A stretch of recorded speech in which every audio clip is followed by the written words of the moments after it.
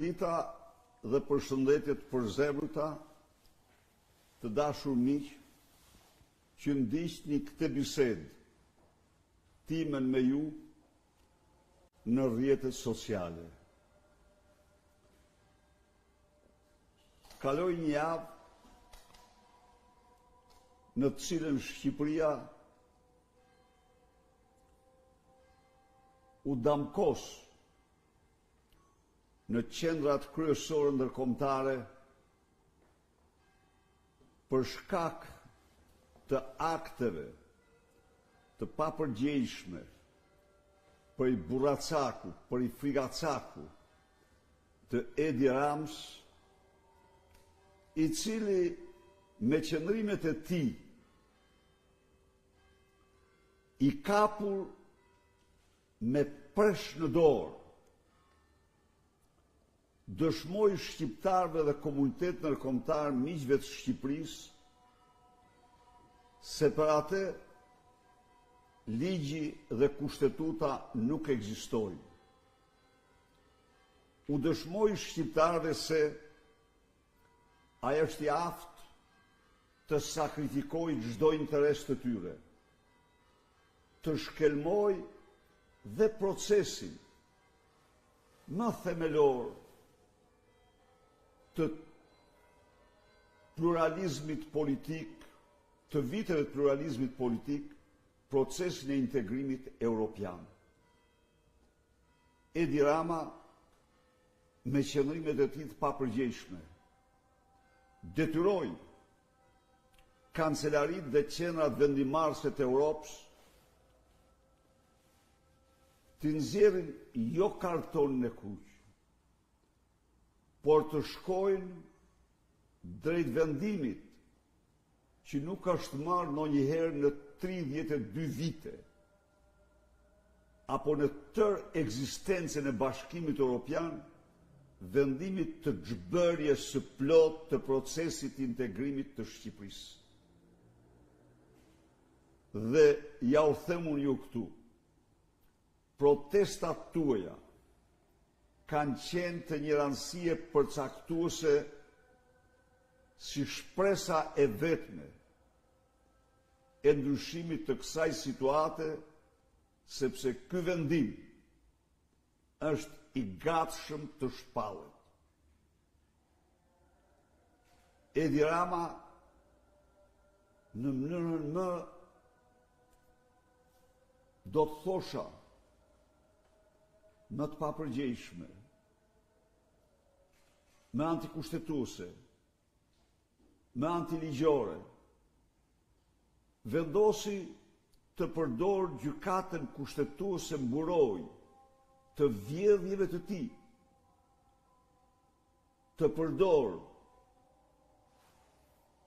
gjykatës të papërgjegjshëm që s'kan parim moral ligjor, s'kan asnjë lloj norme, si mburoj për vazhdimin e detyrës të Lubi Ballukut. Por ama këto qëndrimet e tij hasen në kundërshtimin më të fuqishëm të partnerëve tanë për çka dhe të Komisionit Evropian për çka unë shpreh mirënjohjen më të pakufishme ndaj tyre, sepse me këto qëndrime,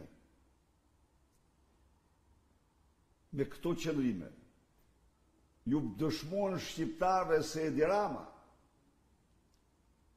është njeriu që nuk ka asnjë interes tuaj, njeriu që nuk ndjek asnjë interes tuaj, njeriu që shkelmon mbi të gjitha interesat e shqiptarëve të aftë e tyre europiane për të mbrojtur lëkurën e tij, veprat e tij të zeza, vjedhjet e tij të mëdha. Por duhet të them këtu se protestat tuaja kanë qenë për mbar botën kampana e alarmit për atë që po ndodh në Shqipëri. Dhe ju keni një merit jashtëzakonshme në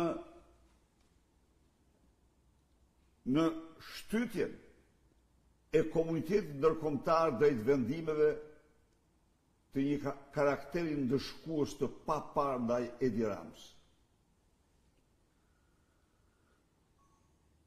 Pas 9 orësh të ndryrë në një sallë, gjykata kushtetuese nuk mori dot vendim për të hedhur poshtë kërkesën, për të pranuar kërkesën e Edi Ramës.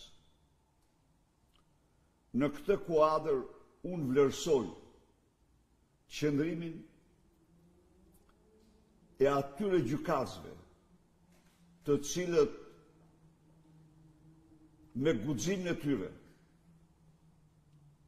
rrëzuan një kërkesë që ishte baras me grush shteti kundër shqiptarëve. Natyrisht, gjykata ka mëkatin e madh, sepse i dha Lubi Ballukut mbi 2 muaj kohë të fabrikojë dhe të falsifikojë çdo dokument. Por, siç thot fjala, më mirë vonë se kur, me atë ndarje 4-4, të paktën vendimi kërkesa e Edi Ramës nuk u miratue dhe përfundoi në kosh të plehrave. Në fakt, bashkë me Edi Ramën, sepse ajo nuk kishte bënte me Lubi Ballukun, ajo kishte bënte me pezullimin e Edi Ramës nga detyra. Dhe ai donte të krijonte një mur nga gjykata. Kjo është një moment që dëshmon se populli opozitar duhet të shumë fishojë energjitë dhe forcat në këtë betejë gjerë në largimin e Edi Ramës nga pushteti. Asnjë shqiptar nuk duhet të pranojë kur që për pasurimin me plaçkitje dhe vjedhje të Edi Ramës, familjes tij dhe Lubi Ballukut e të tjerëve, të shkelmohet e ardhmja europiane e fëmijëve tanë, e ardhmja europiane e jonë. Ne ju rikujtojmë, pavarësisht nga reagimet që ka pasur, pavarësisht nga kritikat që edhe mund të jenë bërë nga lobingjet e Edi Ramës apo të tjerë, por kemi paralajmëruar me kohë se Edi Rama, se Shqipëria me Edi Ramën nuk plotëson në mënyrë absolute asnjë kriter përveç pozicionit të saj gjeostrategjik. Koha na dha të drejtë. Ata që i ndigjuan me skepticizëm, madje edhe me mospëlqim këto deklarata, u befasuan kur u përballën në situata shumë më të rënda se ajo që kishim parashikuar. Ndaj dhe nxorën opsionin nuklear të papërdorur kur që nga themelimi i Bashkimit Evropian, disa vende që bërjen e proces total të procesit të integrimit me Shqipërinë. Por kjo jam i bindur se ju nuk do ta lejoni. Jam i bindur se kryengritja paqësore e juaj, e guximtarëve shqiptar, do të rikthej kushtetutën, ligjin, do të rikthej votën shqiptarëve, qeverinë teknike, zgjedhjet e lira, fitore në opozicë. Faleminderit. E nisi me Elia Bumbli. Si do të veprojë Partia Demokratike dhe opozita nëse kuvendi nuk e fut në agjendë të shpejtë kërkesën e SPAK për heqjen e imunitetit të Belinda Ballukut? tani pasi kushtetuesja e rrëzoi kërkesën e Ramës për pezullimin e saj nga detyra. Ju garantoj, Elia, se kjo organizatë kriminale në pushtet nuk do t'ja heqë imunitetin Lubi Ballukut. Ju e ndigjuat Uluziu ndje. Do t'a ndryshojmë, tha, reformën e drejtësi. Do i ndryshojmë ligjet. Dhe kjo ndodh sepse kemi të bëjmë, do të kërkojmë mirëkuptimin tuaj dhe të qytetarëve. Ne kemi të bëjmë me një organizatë të vërtet kriminale. Me në krye Edi Ramën. Uluziu që flet ashtu,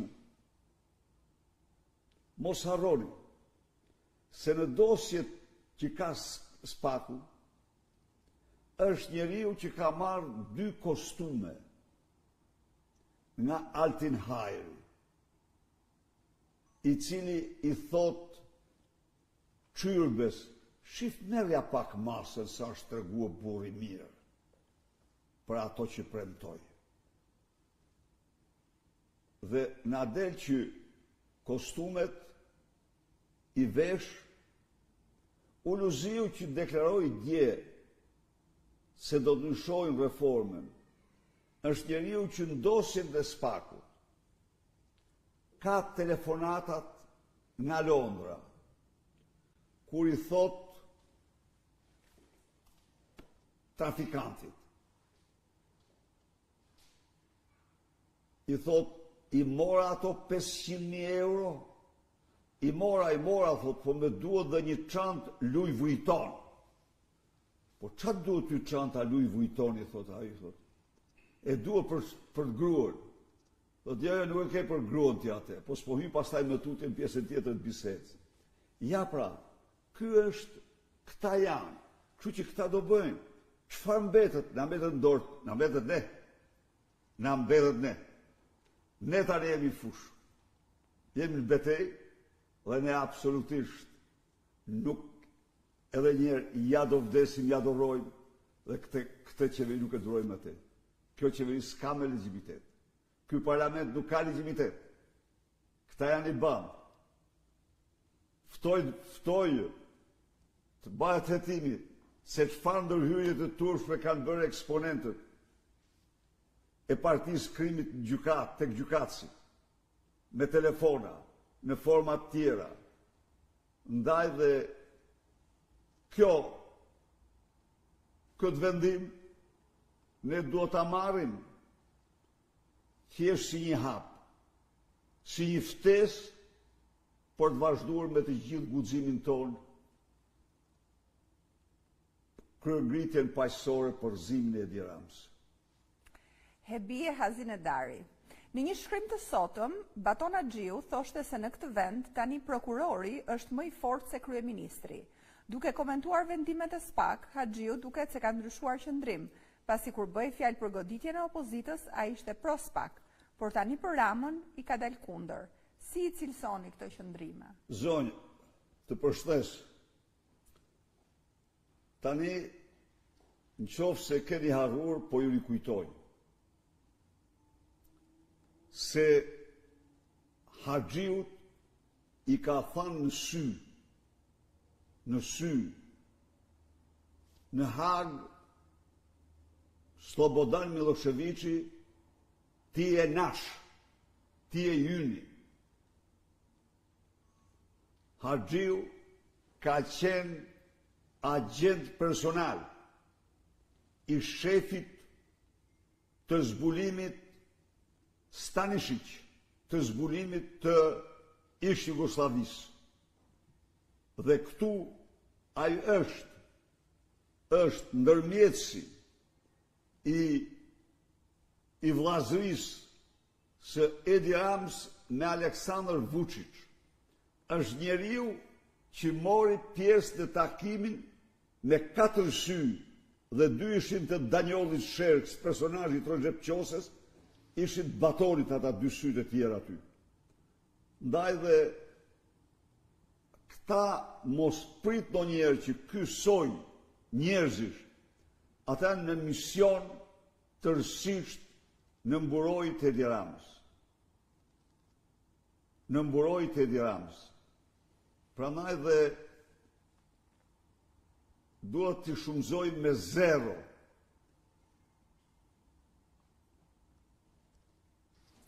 Bet Noka, doktor, nuk ka arsye që protestat të jetë paqësore. Rama nuk ikën me lule, po me shkelma. Le të jetë si protestat e Francës, Greqisë, ku e merr në dorë populli dhe jo me regji. Rrim ikim. Pse nuk e lini popullin të bëjë çfarë të dojë në protest, mos e pengoni. Rama lule nuk meriton kur. Edi Rama meriton edhe do ketë dënimet më të rënda që ka marrë kush në njëherë në këtë vend për krimet që ka kryer. Por përsëri, ne i qëndrojmë parimit të kryengritjes paqësore, sepse i dashur zoti Noka, ne nuk vim në pushtet me dhunë. Ne jemi parti demokratike dhe ne vim në pushtet vetëm me votën e shqiptarëve. Kjo rrugë është pak më e mundimshme, por është më e sigurt dhe është më fitimtare. Kjo është arsyeja ne, se nuk duhet tani të hyjnë histori, por jemi në shkurt, dhe shkurti 91-shit ishte një muaj i përgjakshëm për ne, siç e kujtonin ndoftam tonë. Në shkurt e 91-shit u vran 8 qytetarë të pafajshëm, edhe një foshnjë 2 vjeç në shtratin në kravatën e gjumit tek Flinte. U plagosen mbi 110 vetë në Tiranë dhe në Fier dhe në qytetet tjera. U zvarritën pas kamioneve demokrat. U mbajtën me revolën kokë për kohë të tëra. Por ne me vendosmërinë tonë, qëllimin tonë, kundra dhunës ne fituam. Ne prap do fitojmë. Nuk e Edhe ne mund të rrëmbenim armë, siç rrëmbyen armë vullnetarët e Enverit që ishin që të gjithë bashkëpunëtorët të sigurimit të shtetit ishin ushtarak e tjerë. Po jo, ne i qëndruam asaj platforme dhe sot i qëndrojmë në asaj platforme. Dhe them se kjo platformë i ka shërbyer më shumë se çdo gjë tjetër Shqipërisë.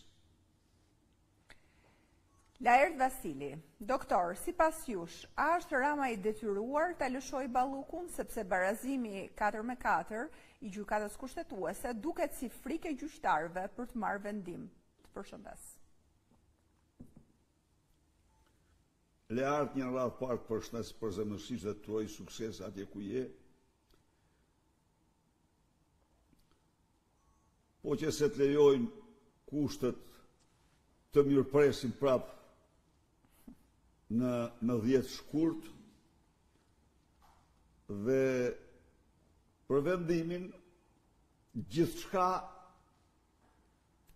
është për Ramën. Duhet ta dini ju dhe të gjithë shqiptarët se po të mos ishte implikuar Rama, ai është i gatshëm ta zhduk Belindën pa pyet për të fare. Por problemi është se dosjet,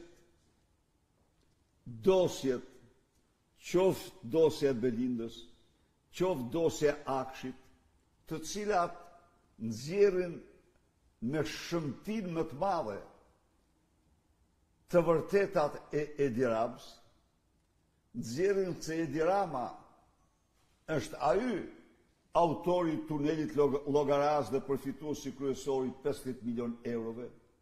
Nxjerrin se Edi Rama është personi që përcaktonte fituesit e tendrit të Unazës madhe, nxjerrin më keq se çdo gjë tjetër se Edi Rama është Ergyll Sagasi i vërtet. Pra, jemi në këto rrethana të cilat kërkojnë së pari, ta kemi të qartë se Edi Rama do bëj gjithçka për të shpëtuar lëkurën e tij. Së dyti, ta kemi të qartë se vetëm guximi, vendosmëria jonë do shpëtojë Shqipërinë nga Edi Rama. Ndaj dhe kjo betejë nuk ka të ndalur, gjerë në fitoren e plot.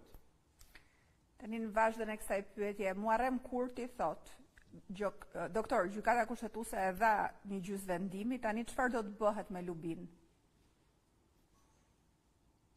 Pyetja çfarë do të bëhet me Ramën, i dashur Kurti.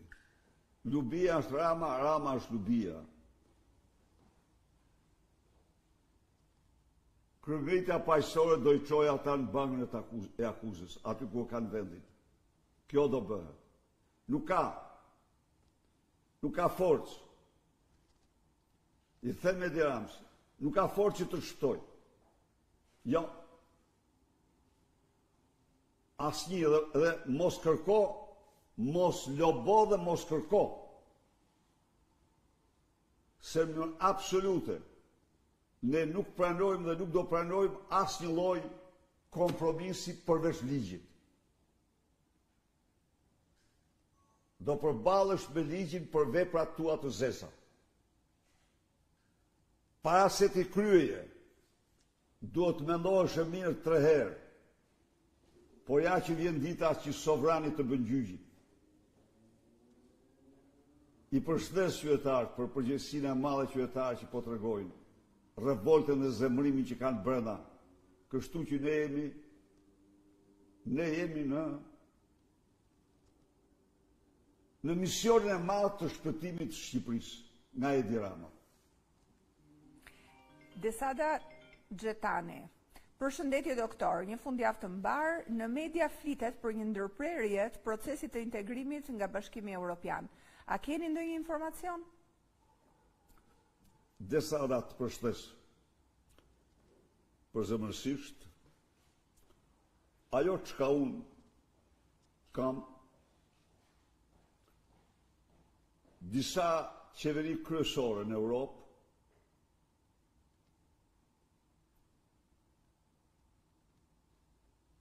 brenda në Komisionin Evropian janë zhvilluar diskutime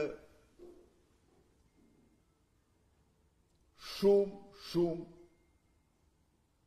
të veçanta për Edi Ramën.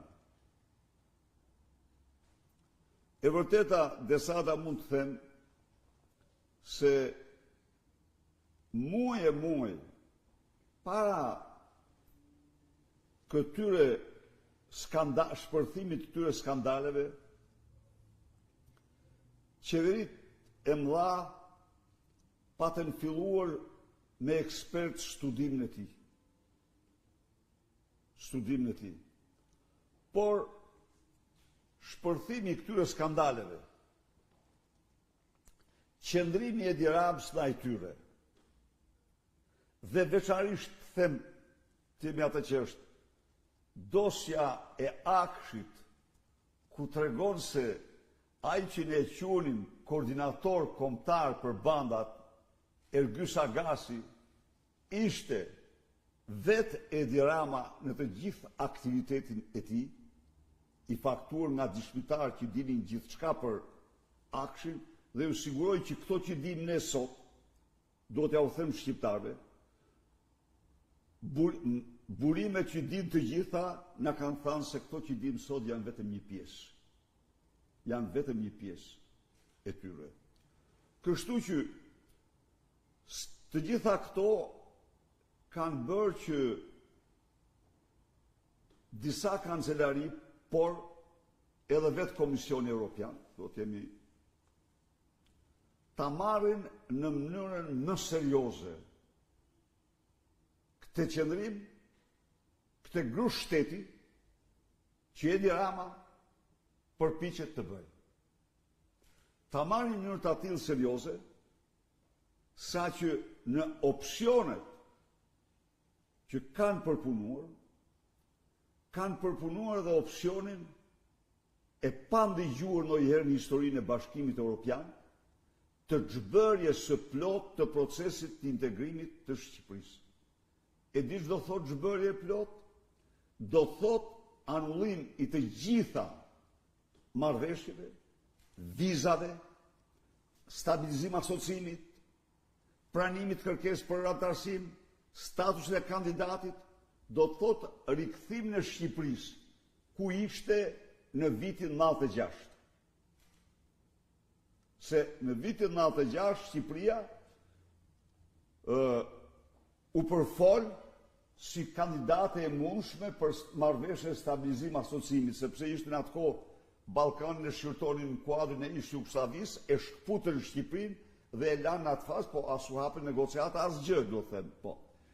Pra, do të thotë që zhbërja e plot do të thotë që Bashkimi Evropian të anullojë çdo lloj marrëveshje me Shqipërinë.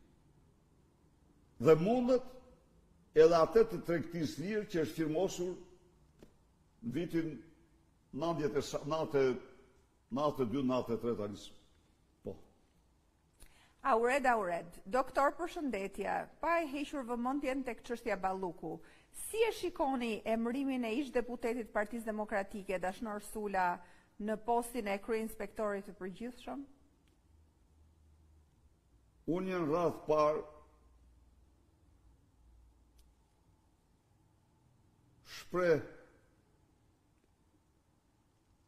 mirëkuptimin tim të plot për indinjatën tuaj.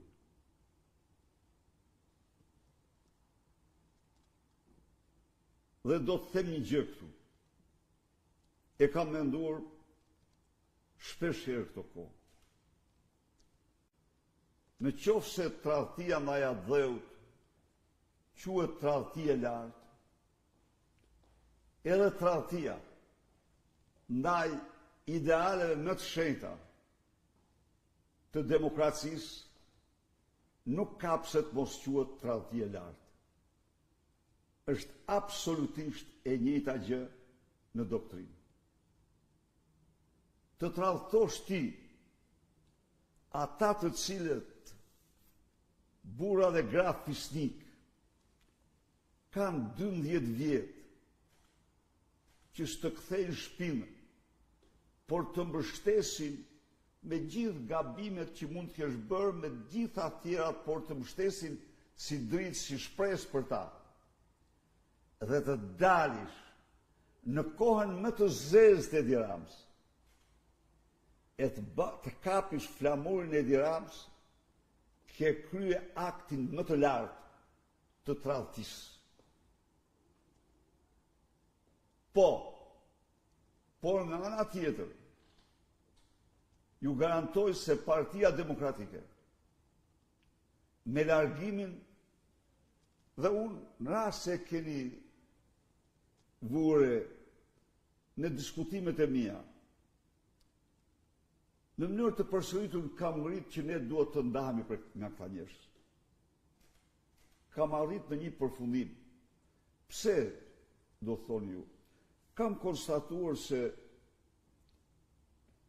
një nga drejtimet më themelore të Edi Ramës ka qenë korruptimi i eksponentëve të opozitës. Një veprimtari e ulët.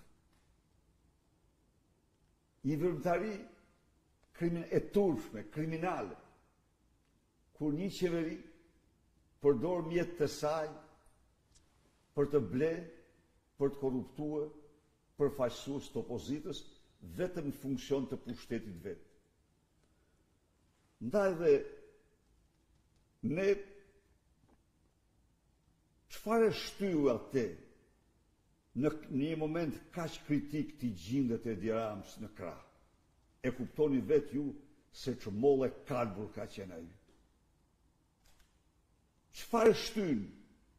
E thash dhe para ca ditësh, doktorin 32 vjet mjek, thot jam antar PD-je, të dalë në krah të Saljanit të krimit të bandave, dhe thot se unë tani të përcjell mesazhet e Subashit, i cili në pallatin e tij ka vendos keshin.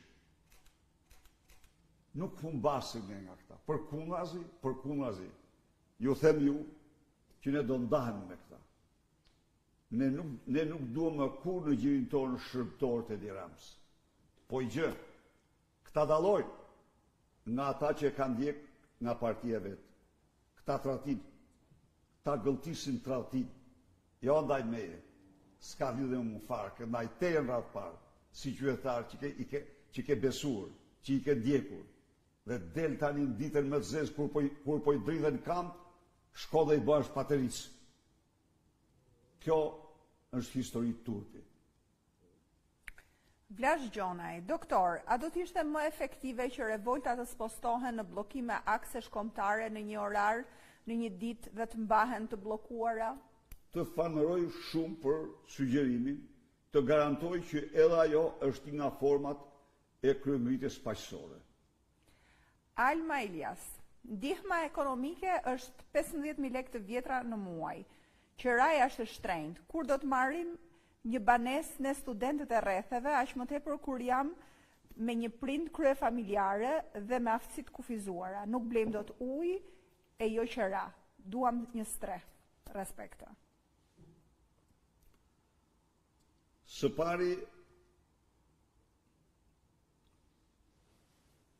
ju siguroj se programi ynë për të rinjtë dhe për studentët do të krijojë atyre çdo mundësi për të vazhduar shkollën dhe për të përballuar lehtësisht strehimin e tyre në periudhën që studiojnë, për të bler shtëpi pasi mbarojnë studimet dhe me përparësi për punësimin.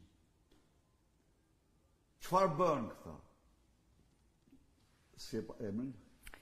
Alma. Në vitin 2011-2012 ne përcaktuam një zonë të tërë, të madhe, ku do ndërtonim konvikte të reja për studentët, kampusin. U bë projekti me 30 milion euro. Projekti për ju, për studentët, në mënyrë që të mund shtreoheshin në kushte më të favorshme. Për të tjerët do subvencionoj qiraja e tyre.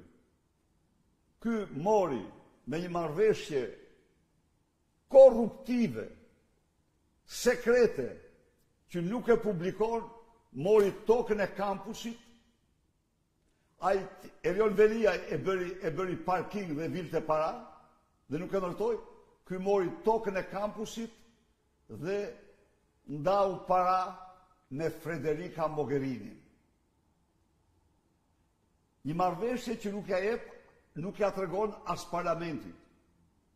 Këto do marrin fund.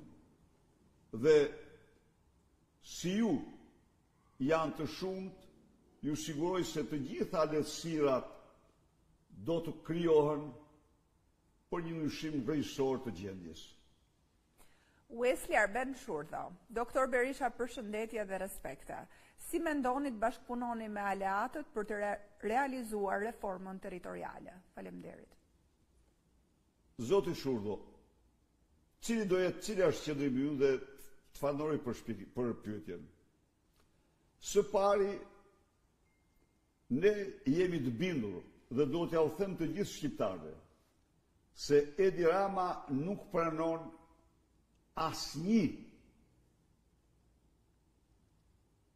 ndryshim tjetër përveç atyre që propozon vetë, e cila reformë synon depopullimin e mëtejshëm të Shqipërisë. Ju duhet ta dini që ai tani parashikon nga 62 bashki të kalojnë në 36 bashki.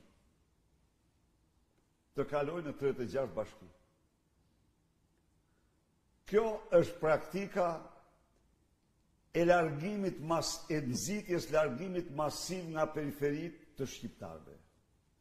Çfarë do bëjmë ne? Ne, me qenë se, ky është i problem shumë themelor për vendin. Ne do bashkëpunojmë ngushtë me ekspertët më të mirë shqiptarë. Ekipi ynë do të bëjë takime në të gjitha qarqet për të marrë mendimet e qytetarëve.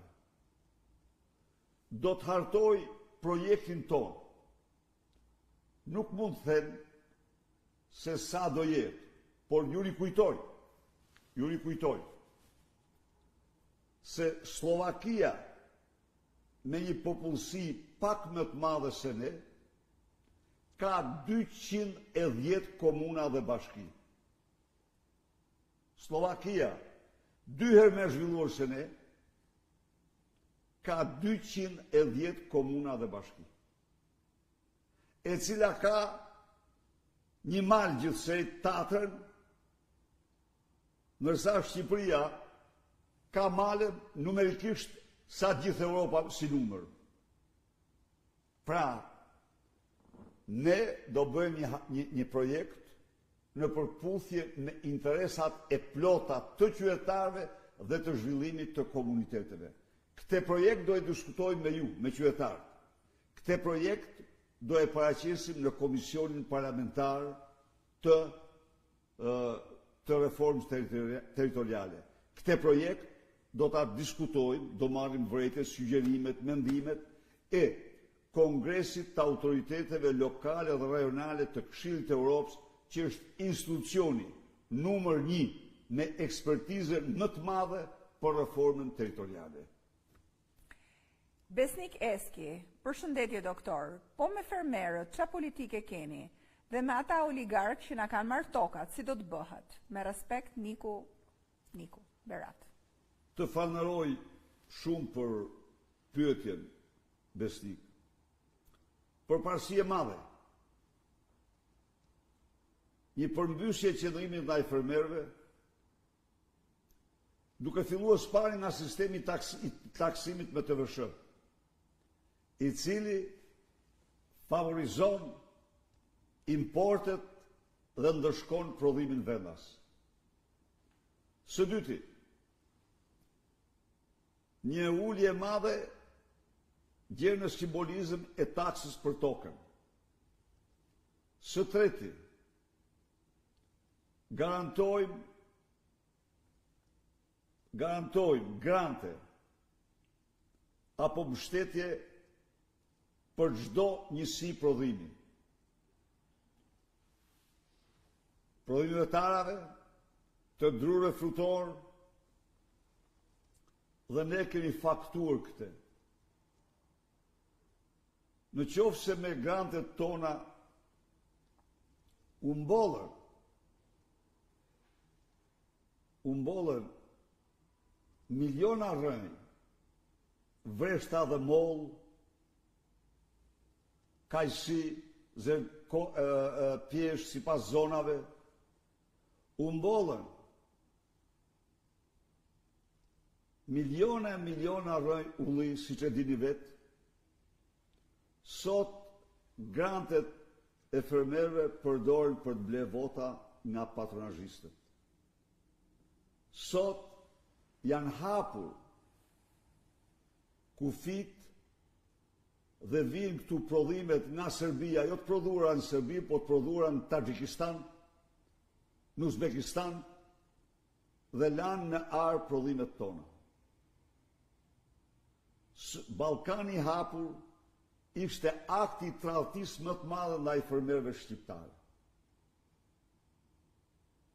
Mbrojtja e prodhimeve tuaja do të jetë qëllimi ynë. Nxitja e prodhimit bujqësor, një qëllim kryesor për të rritur mirëqenie e qytetarëve shqiptarë, për të mbajtur çmimet. Jo të shkojnë në stratosferë. Sot shqiptarët i blejnë ushqimet 17% më shtresë se në Bashkimin Evropian. Në një kohë kur në Kosovë i blejnë 20% më ulë më lirë se në Bashkimin Evropian. Pra, një përmbysje totale e qëndrimit ndaj fshatit dhe fermerëve.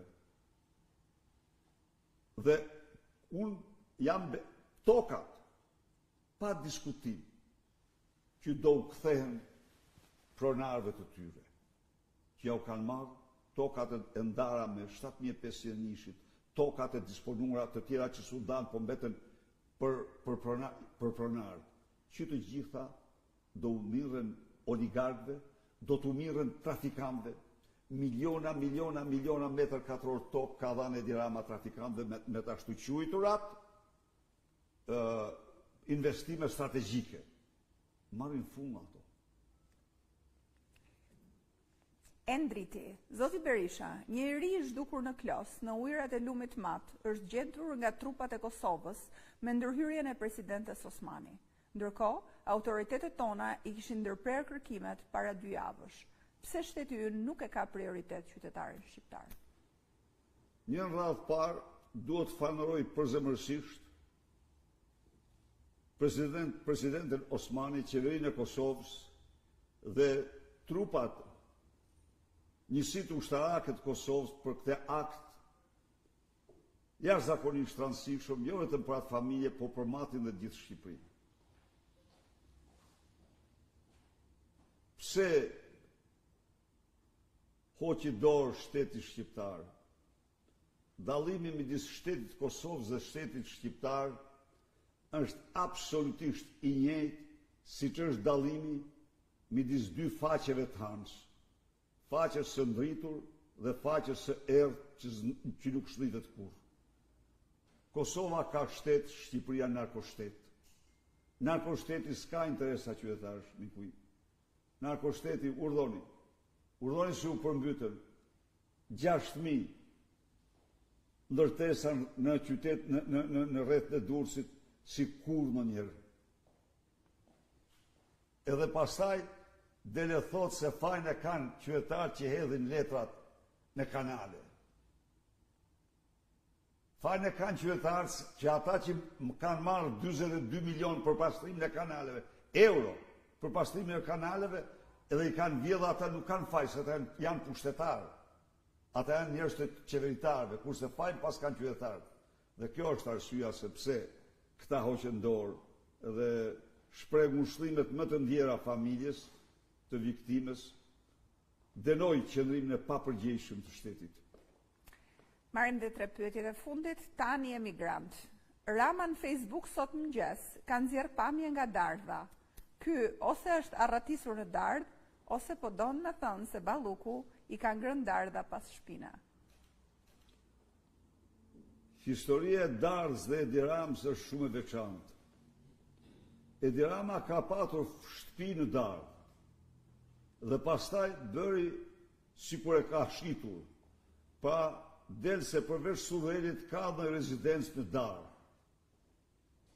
Simbolikat e Dardhës me Edi Ramën janë të panumërta.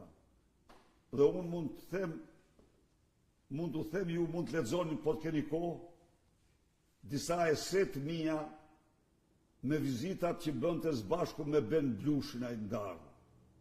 Por mos shko djera atë, mos u lodh, se i kera piks. Mesazhi është ky, por Ljubia i thot se Dardhat i ka ngrënë vetë ti. Kështu që le të shkojnë në Dardhë ose në Han, nuk i shpëton dot. Sokol Mrishaj, Doktor Berisha, kur të vini përsëri në pushtet, a do t'jete mundur të nxirrni nga politika të gjitha familjet e bllokmenëve të komunizmit, të paktën për 5 breza?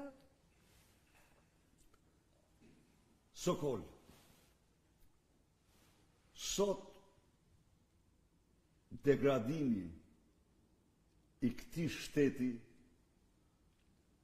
te i kalon çdo imagjinat. Kthehem, me qenë se unë kam patur fatin të jetoj 2 diktatura.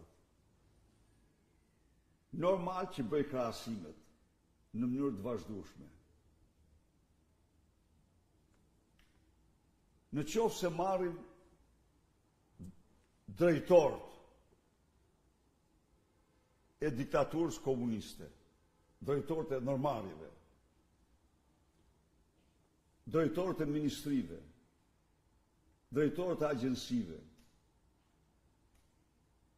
nuk ndjej keqardhje më të madhe, po jam i detyruar për hir të vërtetës të them, se ata ishin pakrahasimisht më korrekt se drejtorët e Edi Ramës. Unë me dhimbje e kam thënë, por do të them gjithnjë të vërtetën. Të vërtetën do ta them. Antarët e byros politike ishin xhelat. Po. Ata pushtetin e kishin mbi burgosjet, vrasjet, ekzekutimet. Por ama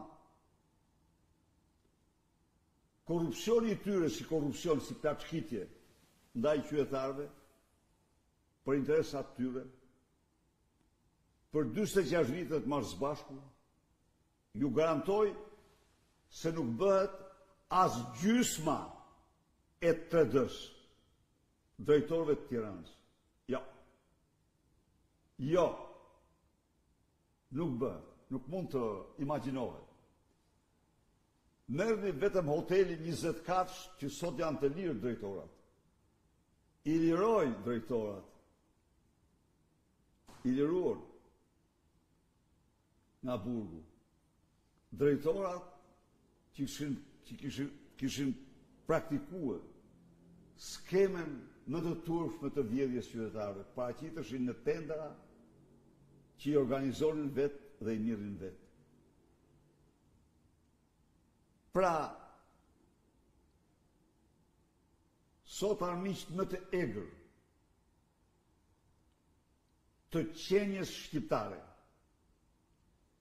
janë ata që vjedhin pasuritë e tyre, plaçkisin fondet e tyre. Dhe e kam thënë, e them,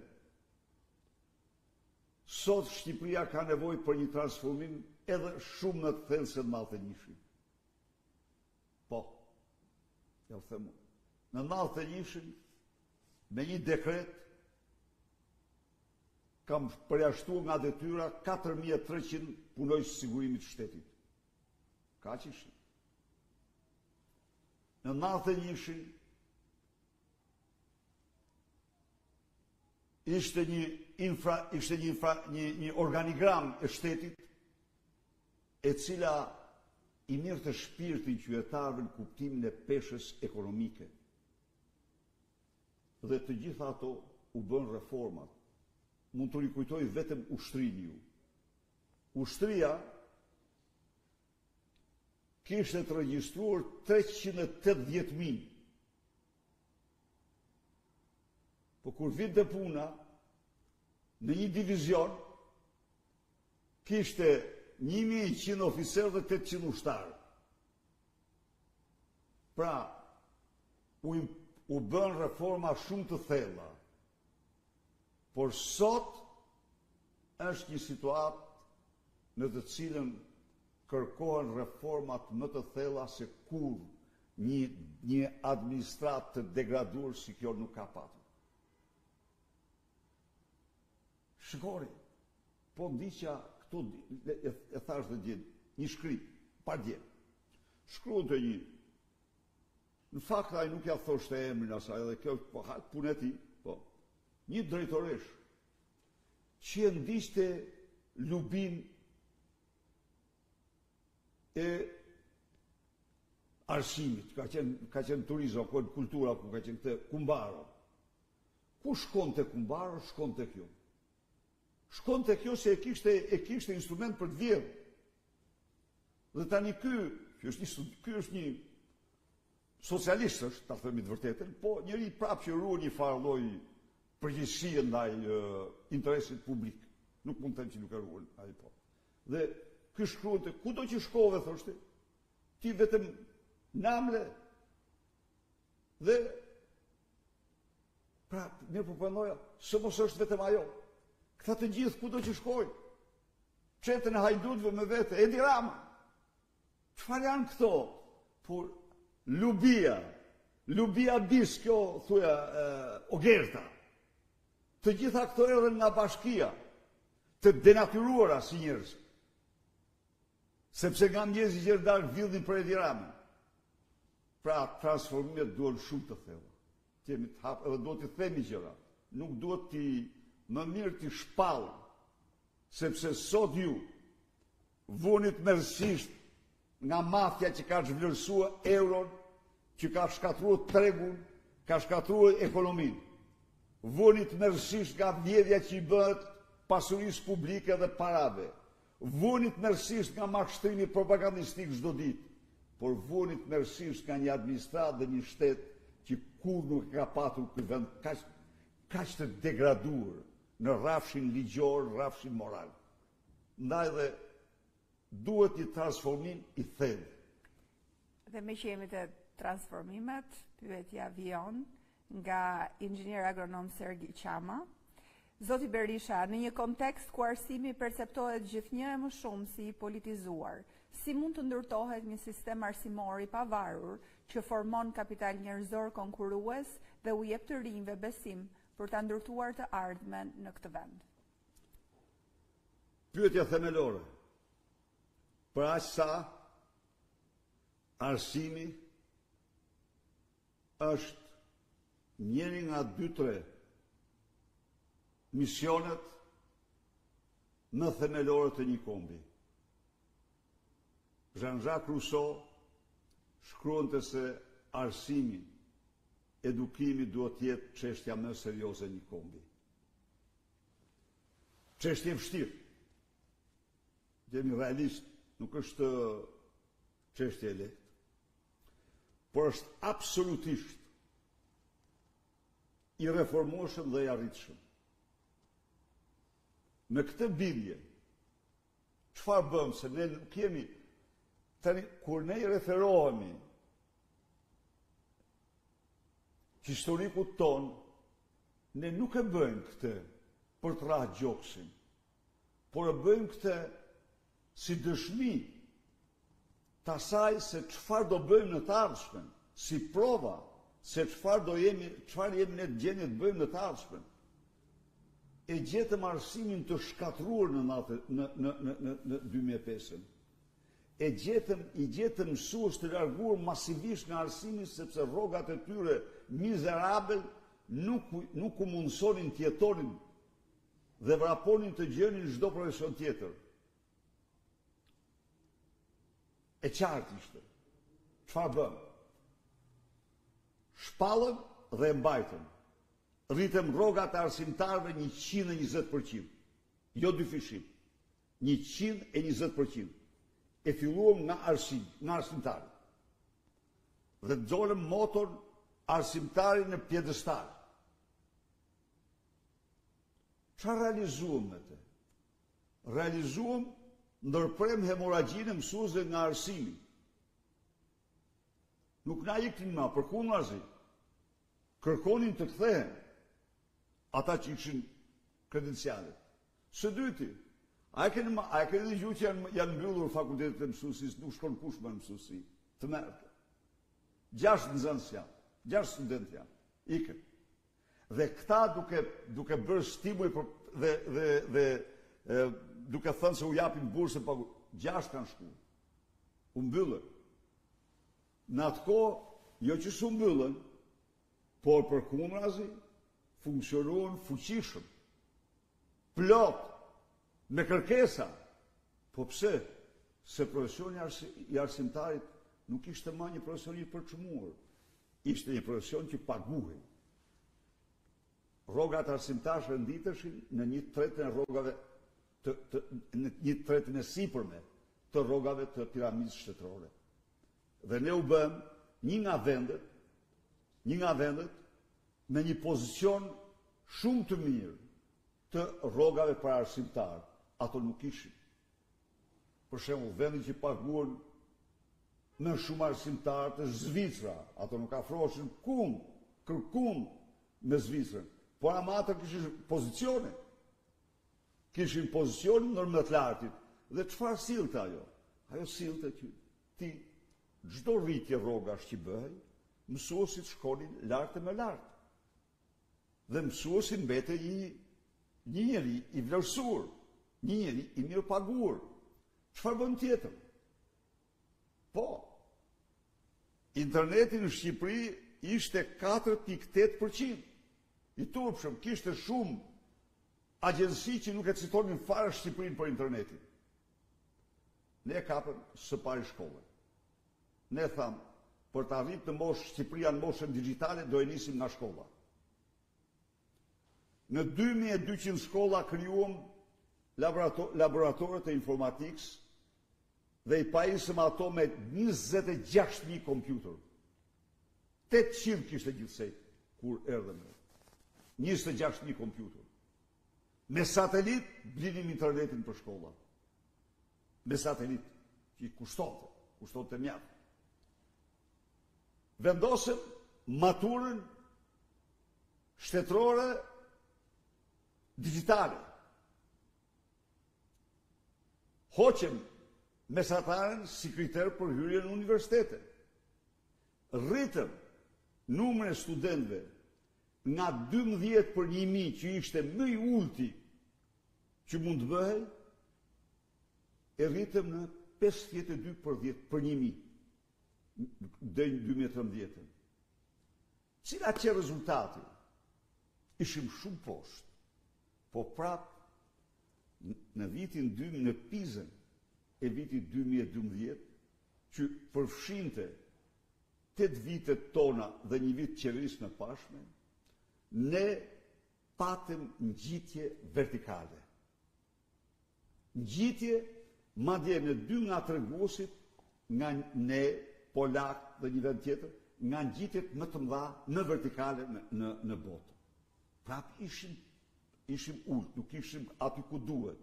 Por po t'jap këto argumenta për të thënë se në qoftë se arsimi ti e përparson me seriozitetin më të madh, arsimi është një nga sektor që ndryshon në mënyrë të padiskutueshme.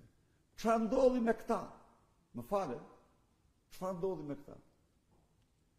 Ajo rritje vertikale në mënyrë fatale, që ishte gjë e jashtëzakonshme, të rritesh në mënyrë të kërceje në 10 vende. Ajo u kthye në rënjen më vertikale në të gjithë historinë e OECD-s. Në matematikë, Shqipëria zbriti në vitin 2022 69 pikë. Në Pizën, se Piza merr 9 vite, që ta kemi të qartë. Studion nxënësit periudhën 9 vjeçare të nxënësit. Ne ram në pikjat.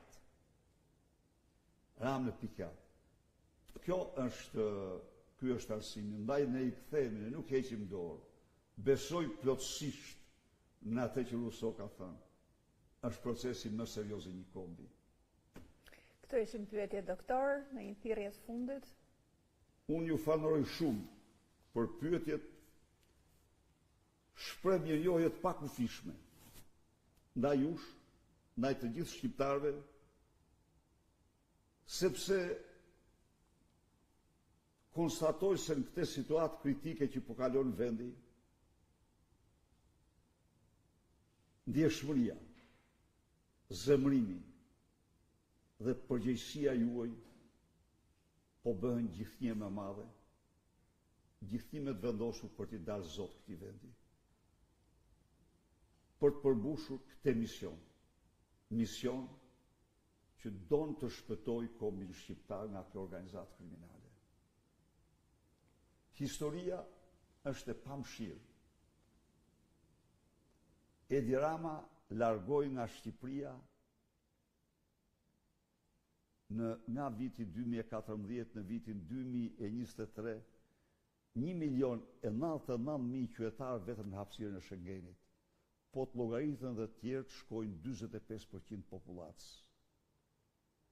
Vitin e kaluar, nga Shqipëria u larguan 4.2 herë, 420% më shumë të ri se nga Serbia dhe vendet tjera. Ndaj dhe 10 shkurti është dita e guximit tuaj, është dita e dinjitetit tuaj, dita e shpresës dhe besimit tuaj tek vetja, familja dhe e ardhmja. Të gjithë bashkohemi, të betuar me 10 shkurt, se do të vazhdojmë kryengritjen tonë paqësore gjerë në rrëzimin e kësaj organizate kriminale. Faleminderit.